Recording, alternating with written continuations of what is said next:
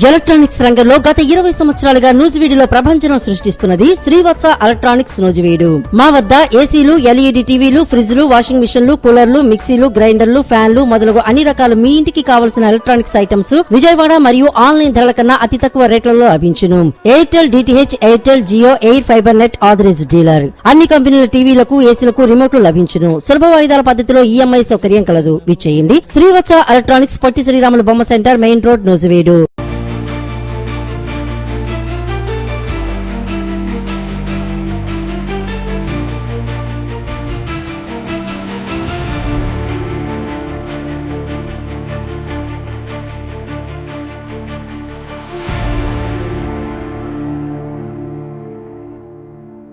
December కల్లా ప్రభుత్వ సేవలు ఆన్లైన్ చేయాలని చంద్రబాబు ఆదేశం.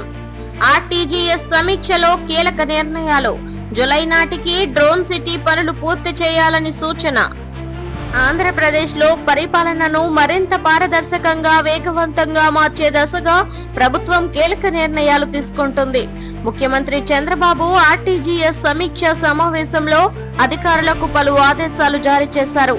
రాష్ట్రంలోని అన్ని ప్రభుత్వ సేవలను డిసెంబర్ నెల కల్లా పూర్తిగా ఆన్లైన్ లో అందుబాటులోకి తీసుకురావాలని స్పష్టం చేశారు. ఈ సమీక్షలో సీఎం మాట్లాడుతూ ప్రజలు ప్రభుత్వ కార్యాలయాలకు తిరగాల్సిన అవసరం లేకుండా సేవలు అందించాలన్నారు. ప్రతి సేవను డిజిటల్ విధానంలో అందుబాటులోకి తీసుకురావడం ద్వారా సమయం, ఖర్చు తగ్గుతుందని తెలిపారు. ప్రజలకు సులభంగా సేవలు అందించడమే ప్రధాన లక్ష్యమని తెలిపారు.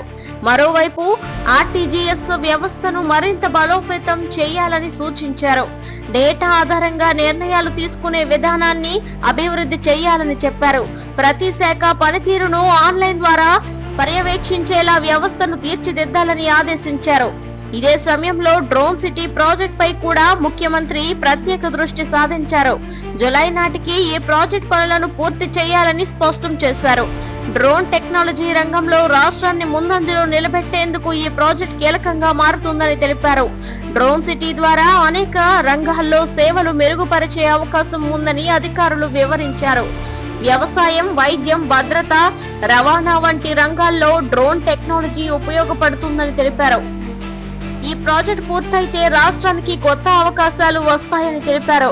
మరోవైపు ప్రభుత్వ సేవల డిజిటలైజేషన్ పై కూడా అధికారులు ఇప్పటికే చర్యలు ప్రారంభించారు. వివిధ శాఖల్లో ఉన్న సేవలను ఒకే వేదికపై అందించేందుకు ప్రణాళిక రూపొందించనున్నారు. ప్రజలు ఇంటి నుంచే సేవలు పొందేలా సదుపాయాలు కల్పిస్తున్నారు. ఇదే సమయంలో సిబ్బందికి శిక్షణ కూడా ఇవ్వాలని నిర్ణయించారు. కొత్త టెక్నాలజీపై అవగాహన పెంచి సేవలను సమర్థంగా అందించేలా చర్యలు తీసుకుంటున్నారు. ప్రతి ఉద్యోగి డిజిటల్ విధానంలో పనిచేయగలిగేలా శిక్షణ ఇవ్వాలని సూచించారు. గ్రామీణ ప్రాంతాల్లో కూడా ఈ సేవలు అందుబాటులో ఉండేలా చర్యలు తీసుకుంటున్నారు. ఇంటర్నెట్ సదుపాయాలను మెరుగుపరచడం, డిజిటల్ సెంటర్లను ఏర్పాటు చేయడం వంటి కార్యక్రమాలు చేపడుతున్నారు. ప్రజలు ఈ నిర్ణయాలను స్వాగతిస్తున్నారు. ప్రభుత్వ సేవలు ఆన్లైన్ లో అందుబాటులోకి వస్తే ఎంతో సౌలభ్యం కలుగుతుందని భావిస్తున్నారు. సమయం ఆదా అవుతుందని, అవినీతి తగ్గే అవకాశం ఉందని అభిప్రాయపడుతున్నారు. నిపుణులు కూడా ఈ చర్యలను అభినందిస్తున్నారు. డిజిటల్ పరిపాలన ద్వారా రాష్ట్ర అభివృద్ధి వేగవంతం అవుతుందని చెబుతున్నారు. టెక్నాలజీ వినియోగం, సేవలు మెరుగుపడతాయని అభిప్రాయపడుతున్నారు. మొత్తంగా చూస్తే ముఖ్యమంత్రి చంద్రబాబు తీసుకున్న నిర్ణయాలు రాష్ట్ర పరిపాలనలో పెద్ద మార్పులకు దారితీసేలా కనిపిస్తున్నాయని, డిసెంబర్ నాటికి అన్ని సేవలు ఆన్లైన్ చేయడం, జూలై నాటికి డ్రోన్ సిటీ పూర్తి చేయడం వంటి లక్ష్యాలను రాష్ట్రాన్ని ఆధునిక దశగా తీసుకువెళ్లే అవకాశం ఉంది. ప్రజలు మెరుగైన సేవలు అందించడంలో ఇవి కీలకంగా మారనున్నాయి.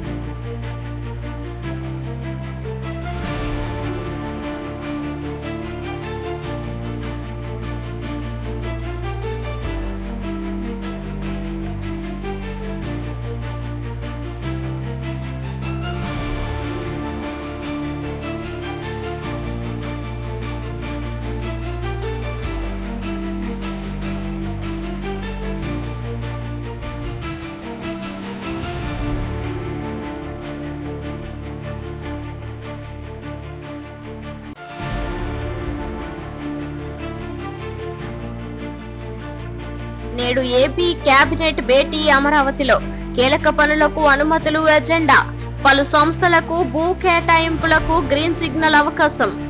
ఏపీలో నేడు కీలక కేబినెట్ సమావేశం జరగనుంది.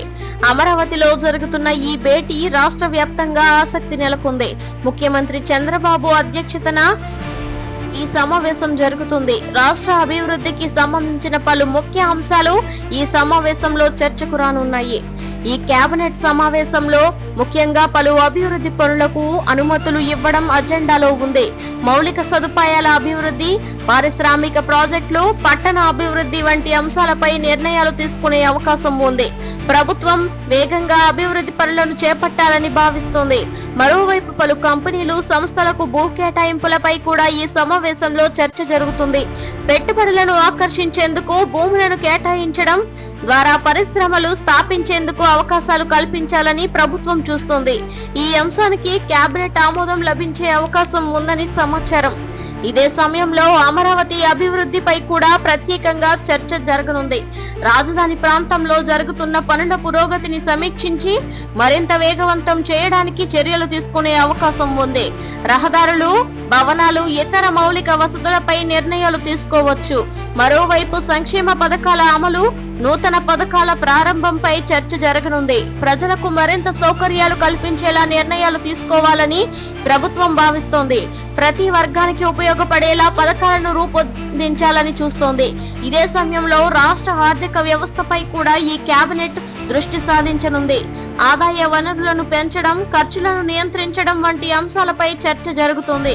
అభివృద్ధి కార్యక్రమాలు కొనసాగించేందుకు అవసరమైన నిధులపై కూడా నిర్ణయాలు తీసుకునే అవకాశం ఉంది. మరోవైపు వ్యవసాయం, నీటి వనరులు, విద్య, ఆరోగ్యం వంటి రంగాలపై కూడా ఈ సమావేశంలో చర్చ జరగనుంది. రైతులకు మద్దతు, నీటి సదుపాయాల, పారుదల ప్రాజెక్టులు, విద్యా సంస్థల అభివృద్ధి వంటి అంశాలు ప్రాధాన్యం పొందనున్నాయి. ప్రభుత్వం తీసుకునే నిర్ణయాలు రాష్ట్ర అభివృద్ధికి కీలకంగా మారనున్నాయి. పెట్టుబడులను ఆకర్షించడం ద్వారా ఉద్యోగ అవకాశాలు పెరుగుతాయని అధికారులు భావిస్తున్నారు. అలాగే మౌలిక వసతులు మెరుగుపడతాయని చెబుతున్నారు. ప్రజలు కూడా ఈ కేబినెట్ సమావేశంలో ఆశలు పెట్టుకున్నారు.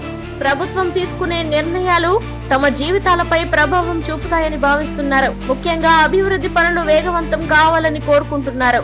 మొత్తంగా చూస్తే అమరావతిలో జరుగుతున్న ఈ కేబినెట్ సమావేశంలో రాష్ట్రానికి కీలక మలుపుగా మారే అవకాశం ఉంది. అభివృద్ధి పనులకు అనుమతులు, భూ కేటాయింపులు, సంక్షేమ పథకాలపై తీసుకునే నిర్ణయం భవిష్యత్తు దశను నిర్ధారించనున్నాయి. రాబోయే రోజుల్లో ఈ నిర్ణయాల ప్రభావం రాష్ట్ర వ్యాప్తంగా కనిపించే అవకాశం ఉంది.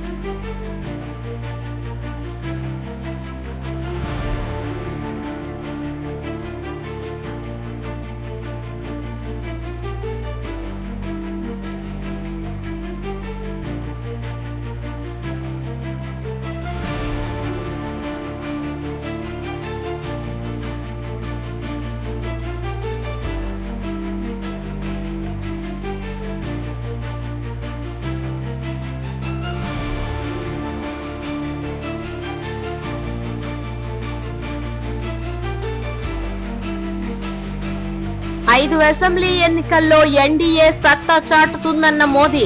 వెస్ట్ బెంగాల్లో ఎగ్జిట్ పోల్స్ పై తృణమూల్ ఆగ్రహం. బీజేపీ గెలవదని స్పష్టీకరణ.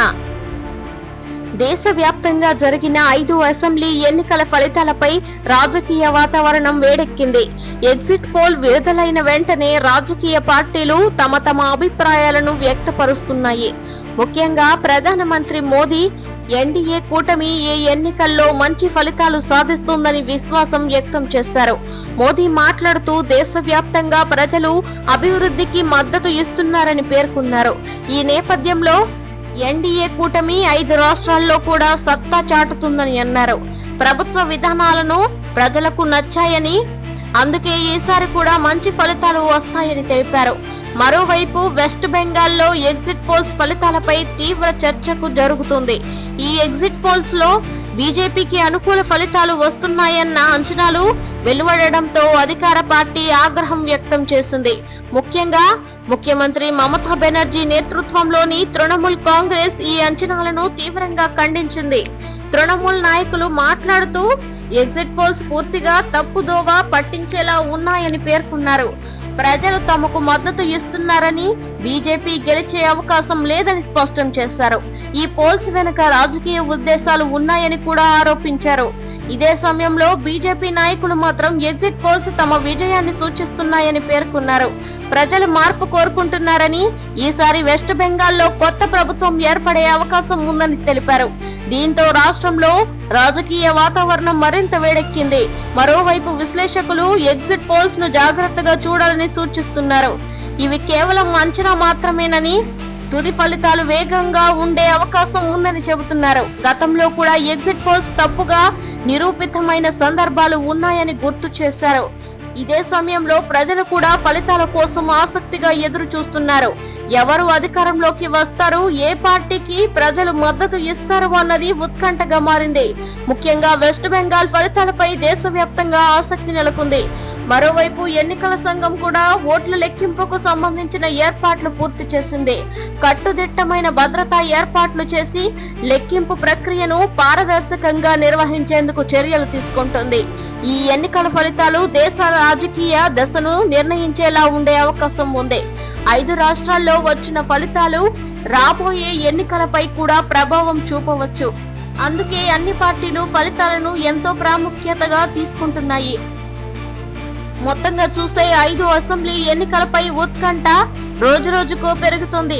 ప్రధాని మోదీ ఎన్డీఏ విజయంపై విశ్వాసం వ్యక్తం చేస్తుండగా తృణమూల్ పార్టీ ఎగ్జిట్ పోల్స్ ను ఖండిస్తోంది.